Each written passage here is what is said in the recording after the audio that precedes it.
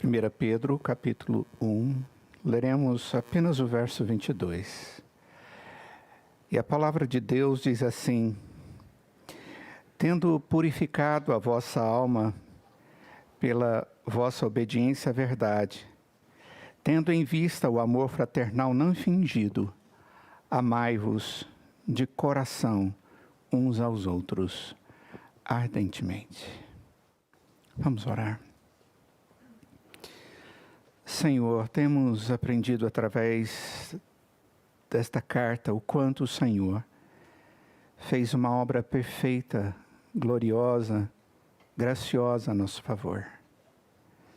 Ao ponto de, através do seu Filho, Pai, perdoar os nossos pecados e nos dar esperança e alegria até mesmo nos momentos de maior tribulação.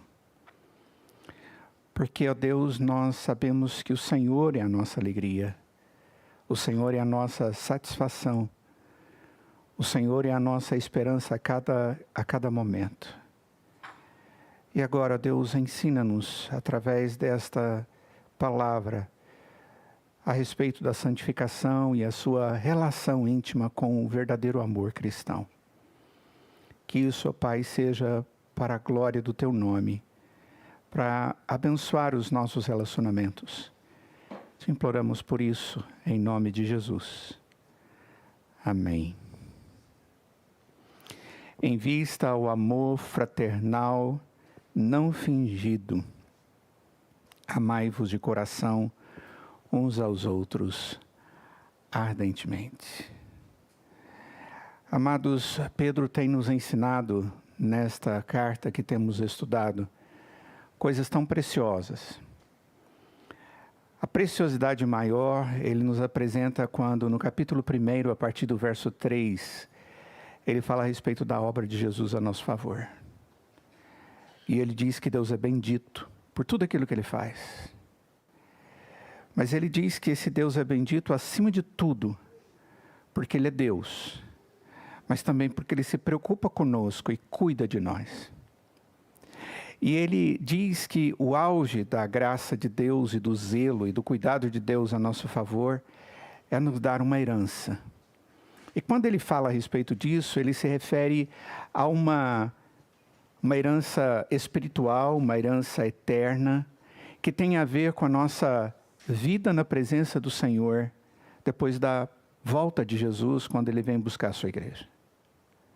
Ele diz que essa herança, ela não pode ser medida, não pode ser contaminada, não pode ser perdida.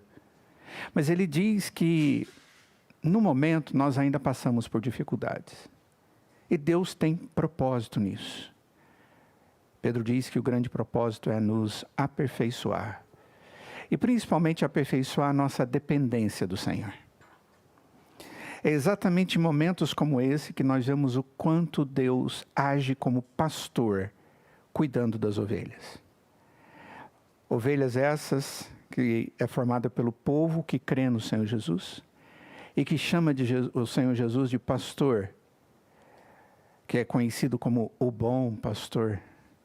Aquele que é mencionado historicamente por João em seu evangelho no capítulo 10. Pedro nos ensina a necessidade de vivermos, a partir da graça da salvação, uma vida como filhos da obediência. Esse é o termo que ele usa, filhos da obediência. E ele diz que para sermos filhos da obediência e sermos reconhecidos por Deus como filhos da obediência, nós temos que ser santos. E ele diz isso porque Deus é santo. A nossa relação com Deus Santo só se dá na medida em que Ele, esse Deus, nos santifica. Depois, na última vez que estivemos estudando, nos versos anteriores a este verso 22, nós vimos o autor, Pedro, falando-nos da santidade cristã ligada a uma vida de reverência, de dedicação, de consciência de quem é aquele que está diante de nós e quem é aquele que cuida de nós como Senhor da nossa salvação. Porque na medida em que Deus abre os nossos olhos e contemplamos ao Senhor em toda a sua santidade, sua majestade, a sua grandiosidade, a única coisa que nós temos é o reconhecimento da nossa pequenez, dos nossos pecados e da nossa necessidade de sermos tratados do Senhor. E agora, o que nós vemos é Pedro nos mostrar que, já que Deus nos santifica, já que essa obra é do Senhor, ele diz que nós devemos viver uma realidade como povo de Deus, que é separado ou santificado, porque esse é o significado da palavra, para vivermos o verdadeiro amor. Não um amor qualquer. E esse texto nos fala exatamente a respeito desta relação entre a vida santa e o verdadeiro amor cristão. E a primeira coisa que nós vemos aqui no texto, que Pedro nos mostra no verso de número 22, é que a vida santa, cristã santa, ela é fruto da obediência à verdade. É muito simples isso, no sentido de entendermos o que a Escritura está dizendo. Às vezes não é simples na forma de experimentar isso no dia a dia. Mas o princípio é aquele que nos dirige e que torna possível alcançar o propósito daquele que nos traz o princípio. E o que Pedro está trazendo aqui é o princípio bastante claro para que nós possamos colocá-lo na nossa mente e aí podemos viver. E o texto começa da seguinte forma: tendo purificado a vossa alma pela vossa obediência à verdade. Dá uma olhadinha no verso 21. Você vai perceber que Pedro fala sobre a nossa fé. Ele fala sobre a nossa esperança que estão em Deus. Ou seja, o que ele nos mostra é que aquela fé que nós temos, ou aquilo que Deus nos deu, com referência a Ele, foi Ele que nos deu. Foi Ele, com o seu Espírito, que nos convenceu de que Ele era Deus. Eu e você, cada um de nós, qualquer ser humano, ele não tem a capacidade espiritual de discernir Deus, toda a sua beleza e santidade. Mas quando o Espírito de Deus abre os nossos olhos, nós cremos no Senhor. E mais do que isso, nós entregamos a nossa vida ao Senhor, como Deus da nossa vida. Essa obra de Deus, ela também é qualificante. Ela é aquela que nos habilita a vivermos em pureza, em santidade. E o texto está dizendo, tendo purificado a vossa alma. Ou seja, tendo sido tratada a vossa essência de vida. Quando a palavra de Deus fala de alma, ela está falando daquilo que é o mais profundo do ser humano. Que é aquilo que nós recebemos de Deus, que nos faz ser como Adão, alma que vive, espírito vivente. É isso que é dito quando Deus faz o homem e coloca o seu ar, o seu espírito sobre Adão.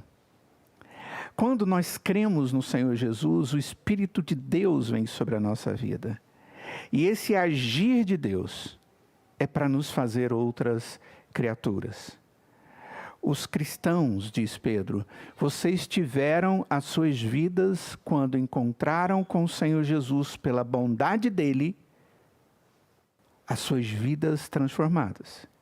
E quando ele fala de transformação, ele está se referindo aos cristãos que têm, quando convivem com a intimidade do Deus que é santo, a sua vida moral purificada. Então, ele está se referindo aqui a comportamento de vida. Ele está dizendo que quando nós nos relacionamos com Deus santo, somos movidos pelo Deus que com seu Espírito nos dá fé. que somos movidos por Deus, que através do seu Espírito abre os nossos olhos para entendermos o que o Senhor deseja de nós, nós temos a nossa vida, a partir de então, tratada pelo Senhor. E isso vai caracterizar a vida de um cristão. O que caracteriza a vida de um cristão? Ter a sua alma purificada. Isso caracteriza você como servo de Deus. Ter a sua vida tratada na essência. Ter a sua vida tratada onde tudo nasce. E quando Deus nos trata, queridos, Ele trata exatamente aquele lugar de onde vêm os meus desejos, de onde vem o meu entendimento, e é exatamente onde o Espírito de Deus trata para que eu possa ter agora uma vida purificada. Isso nos caracteriza. Igreja do Senhor Jesus, um cristão. Uma purificação da alma tem a ver com essa principal área da nossa vida interior e que agora se expressa de maneira externa. Quando Deus começa a agir na nossa alma, quando o Senhor trata a nossa alma, para que possamos, santificados por Ele, conviver com esse Deus santo, esse Deus maravilhoso faz com que os nossos atos morais também sejam mudados, sejam transformados. A presença de Deus na vida de um homem e de uma mulher que crê no Senhor Jesus, ela é transformada. O coração dessa pessoa deseja isso. Antes não. O seu prazer estava nas coisas que têm a ver com um coração não regenerado. Tem a ver com o que Paulo diz quando escreve aos Gálatas, a própria carne. Mas a partir do momento que Deus age na nossa vida, o Espírito de Deus é aquele que vai agir e capacitar-nos a vivermos de tal forma que os nossos atos externos, morais, sejam transformados. O texto diz como é que Deus faz isso nas nossas vidas. Observem bem que o texto começa dizendo, tendo purificado a vossa alma. Então, essa é a premissa inicial. Essa ação de Deus na minha vida e esse alegrar-me em ser servo de Deus e ter essa ação de Deus na minha vida. Mas como Deus faz isso? De maneira prática. O texto diz, pela vossa obediência à verdade. Essa preposição aqui, ela dá uma ideia de instrumentalidade. É a maneira pelo qual Deus vai fazer com que essa transformação moral aconteça na minha vida. É pela obediência à verdade, pela instrumentalidade da verdade, da obediência à verdade. Essa obediência aqui, queridos, tem a ver com submissão, tem a ver com uma obediência demonstrada na observância dos princípios. E aqui são princípios de Cristo, ou seja, princípios do cristianismo. Então, não pense que você vai ser reconhecido por Deus como alguém que teve a sua vida, a sua alma transformada, simplesmente porque você diz, eu tive minha alma transformada. Mas Pedro está dizendo para aqueles que faziam parte da igreja, ele está dizendo, olha, vocês que têm a sua vida transformada, vocês têm uma vida interior transformada, e isso é demonstrado na medida em que vocês aprendem os princípios, e agora, de maneira externa, obedecem à verdade de Deus. E essa verdade aqui não é uma verdade qualquer. Aquela que às vezes falamos de uma forma bem solta, sobre uma crendice meio sem muito sentido. Não é simplesmente dizer eu creio que Deus é verdadeiro. Ou eu creio que a palavra de Deus é verdadeira. Mas essa verdade aqui é aquela verdade nas coisas relativas a Deus. E as responsabilidades os deveres do ser humano, verdade moral, verdade religiosa, verdade espiritual, verdade que nos aproxima de Cristo, ao ponto de sermos conhecidos como cristãos, não só por dizer que cremos, mas porque pela obediência temos a nossa vida moldada pelas verdades de Deus. Um bom expositor da palavra de Deus do Novo Testamento, chamado Kistemaker, nas suas avaliações do livro de Pedro e Judas, ele diz que ele fala assim, de que maneira tem a pureza? Ele diz, ao obedecer à verdade. Na medida em que obedecem à verdade. Não existe pureza cristã sem obediência. E a verdade aqui são as verdades de Deus. Todos os servos em Cristo Jesus são obedientes à palavra de Deus. Quando vivem em obediência dentro desse referencial de Deus, eles são reconhecidos como puros ou santos.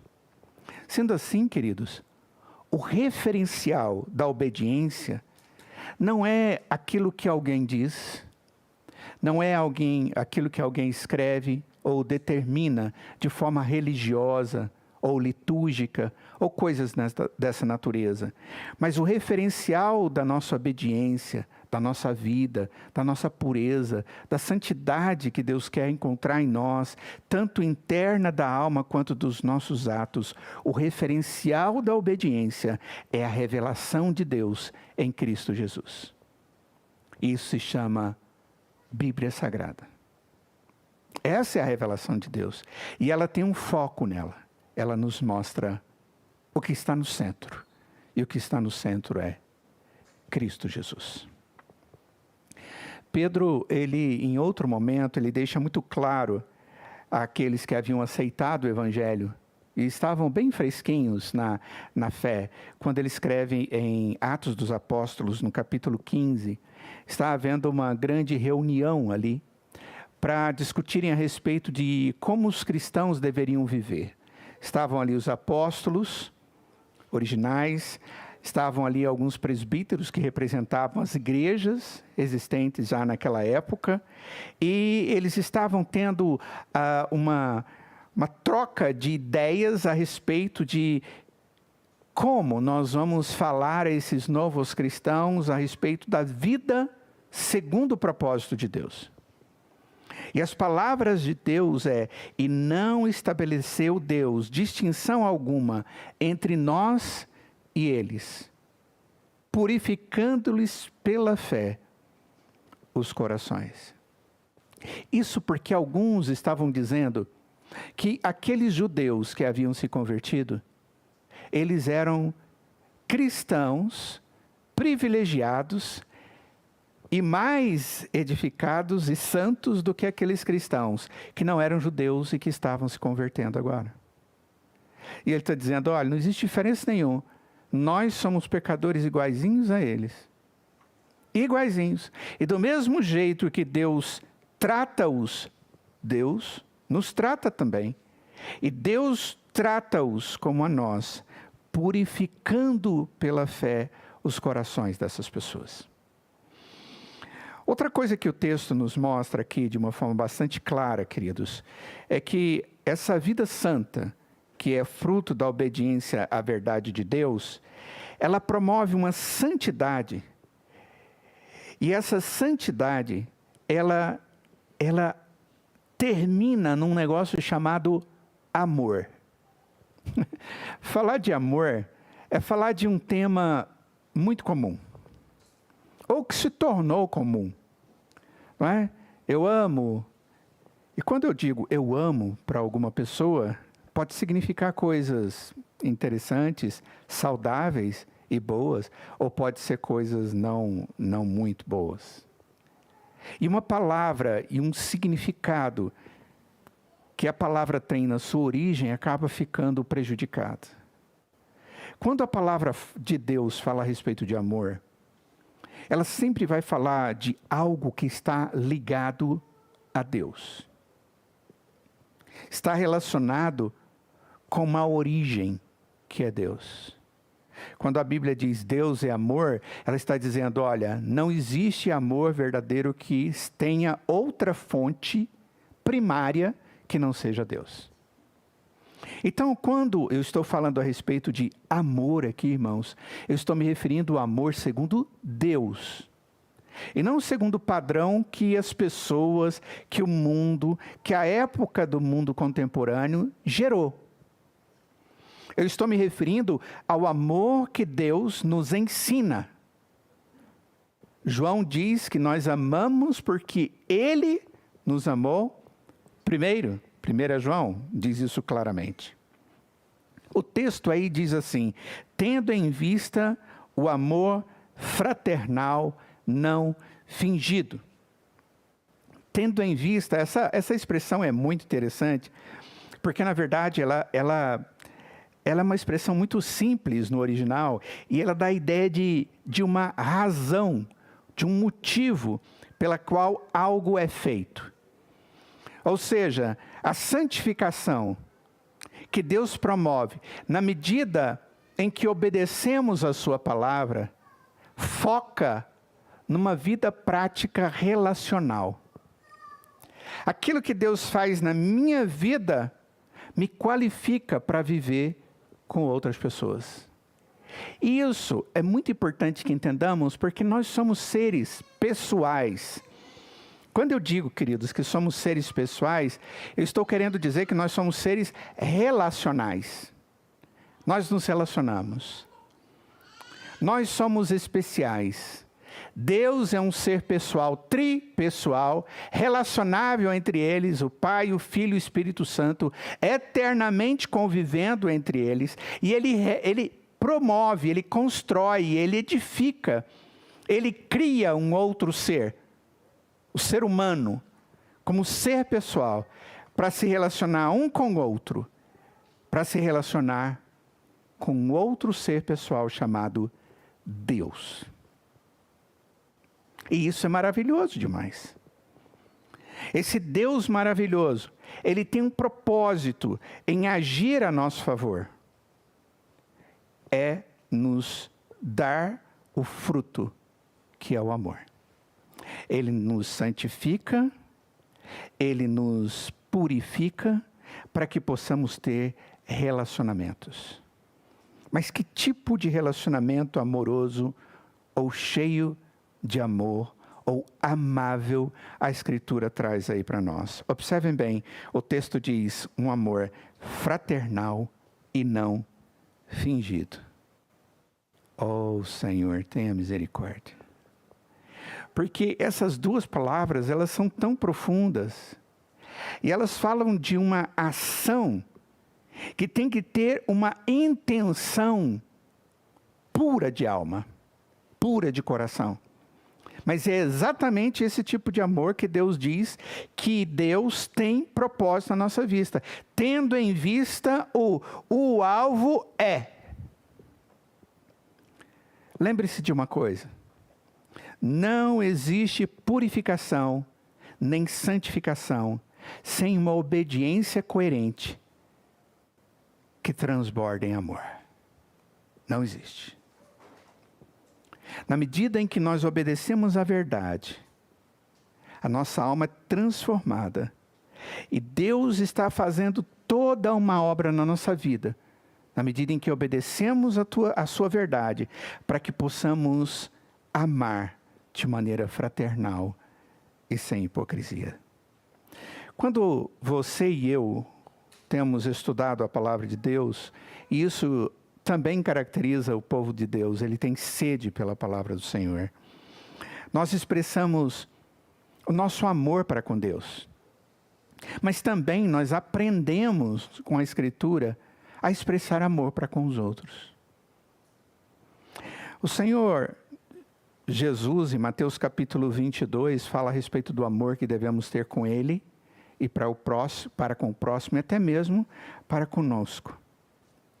No Novo Testamento, as palavras próximo e irmão têm um valor como se fossem correlatos. no que diz respeito ao mandamento de amar ao próximo.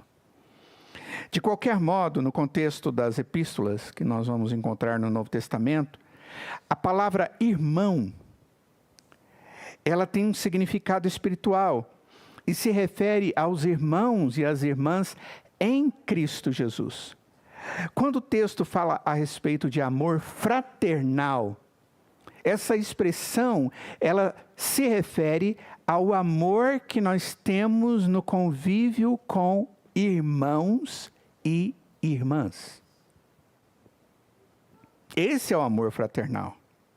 E ele tem, como Paulo diz em 2 Coríntios capítulo 6, verso 6, ele diz que esse amor tem que ser sincero. O que seria ser, ou ter, ou expressar um amor fraternal? A expressão Filadelfia é a expressão fraternal, é o amor, como disse para vocês, entre irmãos. Quando nós cremos pela graça de Deus em Cristo Jesus, Ele nos coloca dentro da família de Deus. Nós somos feitos irmãos. Quem diz isso? Deus. Onde encontramos isso? Na Escritura. Nós somos adotados como filhos. Quem diz isso? Deus. E Ele nos trata como pais. Quem disse isso? Deus. E Ele nos dá herança. Quem diz isso? Deus. E Ele diz todas essas coisas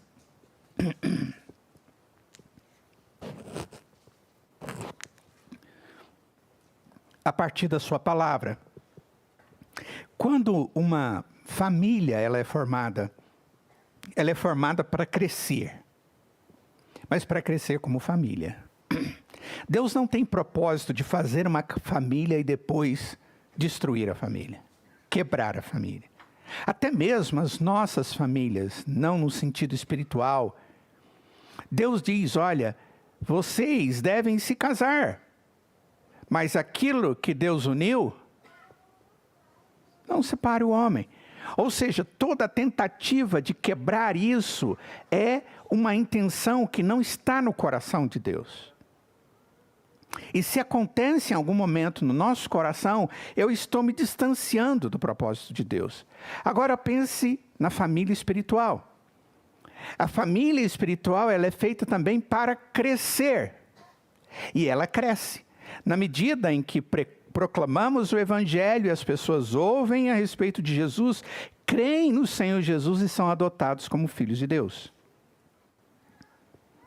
As outras pessoas que foram alcançadas pela graça salvadora de Deus foram resgatadas do individualismo egoísta no qual vivem.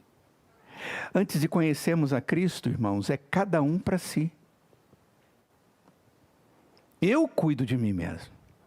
Mas a partir do momento que Deus entra no meu coração, Ele me resgata desse individualismo egoísta. Porque esse egoísmo tem a ver com uma existência humana caída, pecaminosa.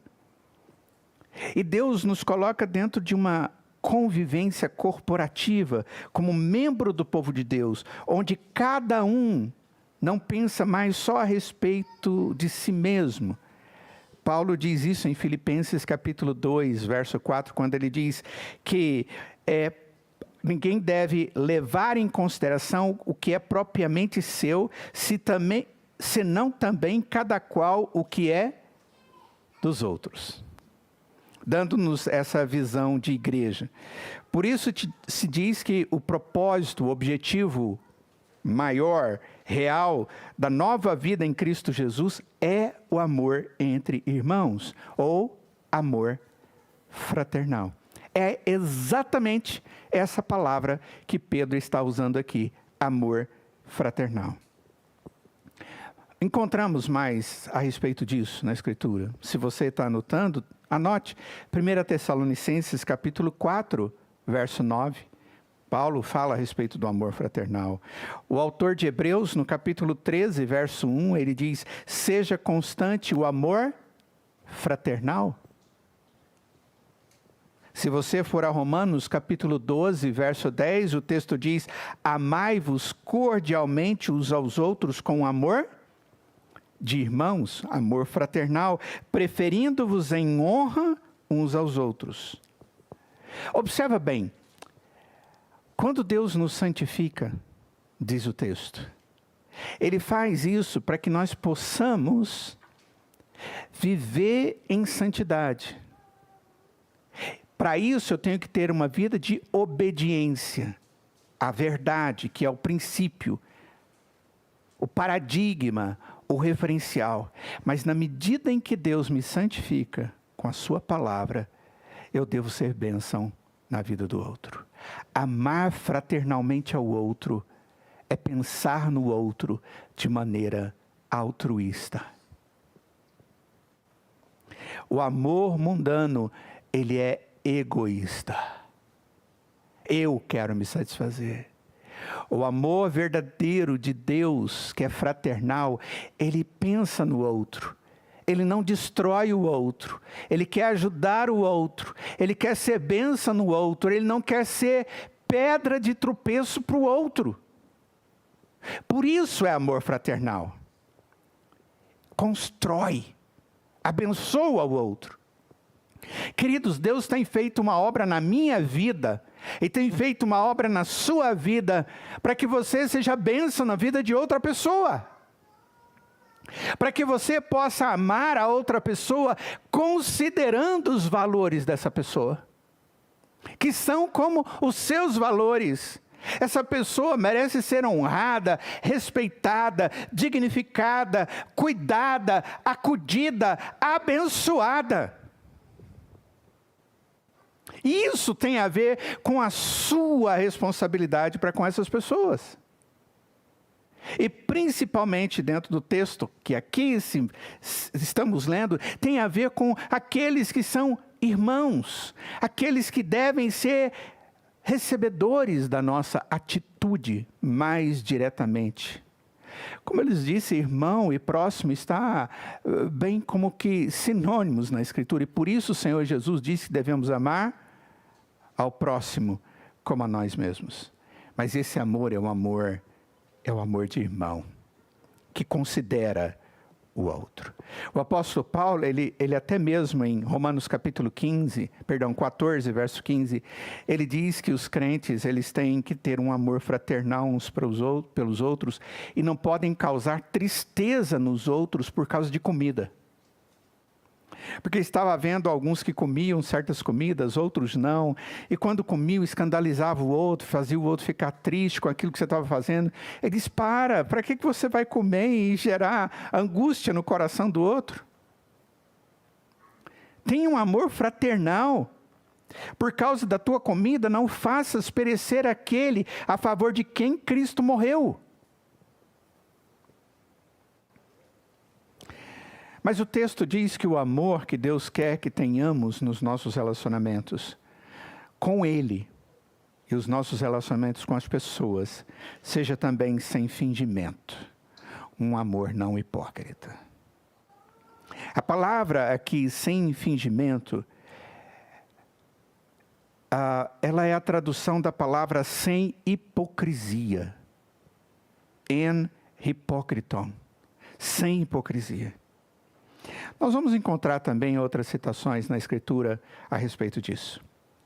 Romanos capítulo 12, verso 9, o apóstolo Paulo diz, o amor seja sem hipocrisia, detestai o mal, apegando-vos ao bem.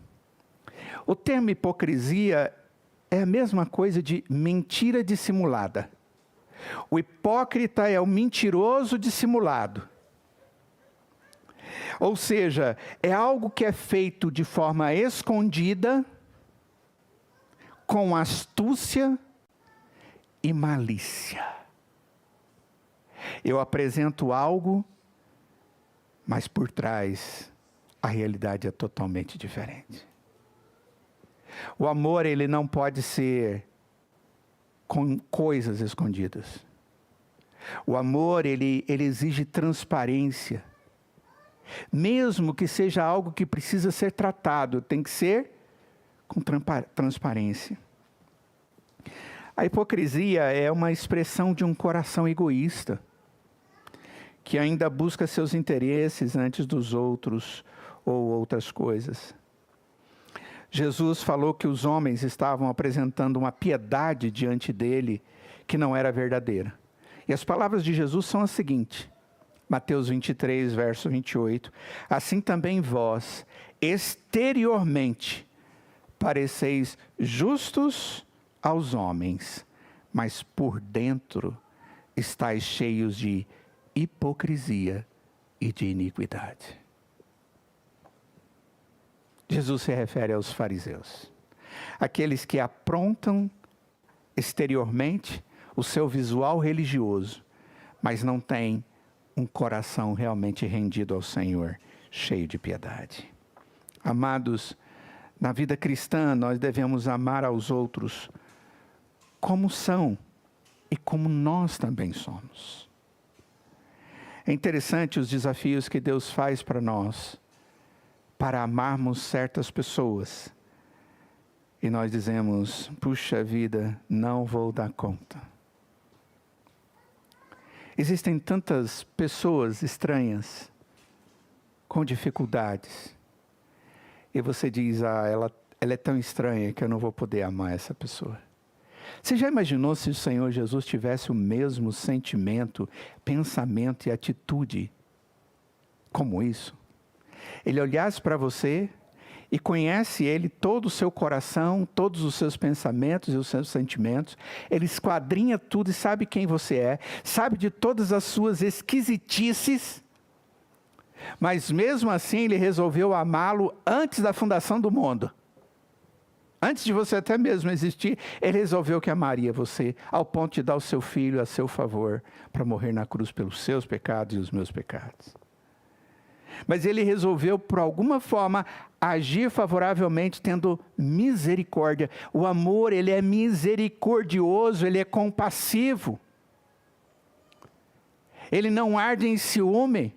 Lembrem-se de tudo aquilo que foi dito por Paulo em 1 Coríntios capítulo 13, quando ele fala do amor que o cristão deve ter como consequência da ação de Deus na sua vida. E terminando, o que o texto nos traz é que o amor não é uma escolha. O amor para o cristão é uma obrigação. É estranho isso, mas o texto diz isso. O texto diz, amai-vos de coração uns aos outros. E ainda termina dizendo, ardentemente. Não é aquele negócio superficial, não. Tem que ser com força, com vontade, com determinação, com seriedade, com intensidade. Amai-vos de coração. Ponha sentimento nisso. Permita que haja um amor proveniente do seu íntimo, de dentro da sua alma que foi tratada por Deus. Em algumas passagens, a Escritura diz que o coração do homem promove pecado. Quando diz isso, refere-se à atividade do homem, segundo as inclinações ainda não transformadas e ainda comprometidas pelo pecado. Contudo, nesse texto, o que Pedro está dizendo é que o coração aqui, transformado, tem a ver com aquele que tem um sentimento puro, verdadeiro e intencional bom. Enquanto a hipocrisia mata relacionamentos e os outros, o relacionamento segundo o coração e amor é fonte de vida. Provérbios capítulo 4, verso 23 diz, sobre tudo o que se deve guardar. Eu creio que muitos de vocês sabem esse provérbio, se souber pode falar. Guarda o coração, porque dele procedem as fontes da vida. É exatamente isso. Nós devemos amar de coração, dentro da nossa essência. E é interessante porque a palavra que vem logo depois é uns aos outros, dando a ideia de que eu devo amar você e você deve me amar. Sabe a ideia da mutualidade? Mais uma vez nós encontramos ela aqui nesse texto da Escritura. Em vários momentos nós encontramos, a Bíblia diz que devemos orar uns pelos outros, servir uns aos outros, carregar as cargas uns dos outros. Aqui nesse texto nós devemos amar de coração uns aos outros e ardentemente. Um deve amar ardentemente e o outro também. Se esforce por mim, porque eu vou me esforçar por você. Ou, se eu disser, se esforce por mim, mas deixar de fazer a minha parte, não será justo. É isso que Pedro está dizendo. Vamos trabalhar juntos. Vamos envolver e fazer com que a nossa vida seja realmente segundo aquilo que Deus tem nos dado. O amor dele, para vivermos nele, para continuarmos segundo ele. Jeremias capítulo 31, verso 3 diz assim: de longe se me deixa ver o Senhor, dizendo, com amor eterno eu te amei, por isso com benignidade te atraí. O amor de Deus, aquele que Ele tem por nós, Ele quis e teve, agiu e age a nosso favor. Deus não nos amou, Deus nos ama. Deus não só fez, mas faz e fará. Foi intencional. E mais do que isso, o amor de Deus, ele é intenso, demonstrado através do sacrifício do seu Filho Jesus. Porque Deus amou o mundo de tal maneira que deu o seu Filho unigênito para que todo aquele que nele crê não pereça, mas tenha a vida eterna, de tal maneira, de forma tão intensa. O que Pedro nos diz no capítulo 2 desse texto, no verso 17, ele afirma que dentre as obrigações cristãs, uma delas é amar os nossos irmãos. Ele diz assim: tratai todos com honra, amai os irmãos, temei a Deus, honrai o rei, amai os irmãos. Amar a Deus, a nós mesmos e aos outros com intensidade. É isso que Deus nos ensina. O Senhor Jesus disse assim: amarás o Senhor teu Deus de todo o teu coração, de toda a tua alma e de todo o teu entendimento. Você está vendo a intensidade disso aqui? Este é o grande e primeiro mandamento.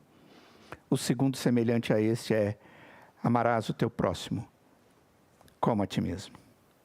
Concluindo, irmãos, apesar de todas as dificuldades que nós encontramos nas nossas relações, junto à comunidade da fé, as pessoas que estão ao nosso redor, as nossos familiares muitas vezes, a Bíblia, ela nos adverte da necessidade de investirmos nos nossos relacionamentos a partir daquilo que Deus tem feito na nossa vida.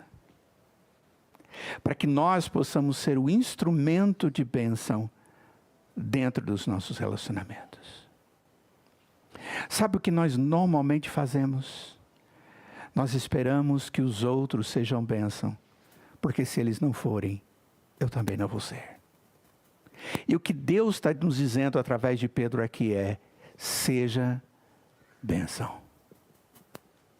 Porque Deus está fazendo uma obra na sua vida para você ser um instrumento dele para abençoar os outros. Para ser instrumento de transformação da vida de outros. Isso é altruísmo e não egoísmo. Isso é um instrumento mais poderoso que nós temos para sermos instrumentos de bênçãos uns para os outros, como também para aqueles que ainda não creram. Novo mandamento vos dou, diz Jesus, que vos ameis uns aos outros, assim como eu vos amei, que também vos ameis uns aos outros. O exemplo que Jesus dá, o modelo, o tamanho do amor que nós temos que ter pelos outros, tem a ver com o tamanho do amor que Jesus teve por nós. Você já investiu muito? Está longe do que Jesus já fez. Novo mandamento vos dou, que vos ameis uns aos outros, assim como eu vos amei, que também vos ameis uns aos outros. Nisto conhecerão que sois meus discípulos, se tiverdes amor uns aos outros. Creio que é profundamente desafiadora essas palavras de Pedro àqueles irmãos e a nós. Deus tem feito uma obra na nossa vida? Tem. Ele nos dá em Cristo a salvação. Ele nos deu a bênção de entendermos que Jesus é o verdadeiro Salvador e cremos nele pela fé. Ele nos deu o seu Espírito Santo, louvado seja Deus. Ele nos deu a sua palavra como referencial, sim. Quando obedecemos ela, Deus nos purifica para que possamos amar e ser bênção na vida de outras pessoas. Deus está fazendo uma obra nas suas vidas, na minha vida, na vida de todo aquele que crê no Senhor Jesus, para que nós sejamos instrumentos de bênçãos nas mãos do Deus Todo-Poderoso. Deus quer abençoar mais do que você. Ele quer abençoar você e através de você. Vamos orar. Vamos ficar de pé.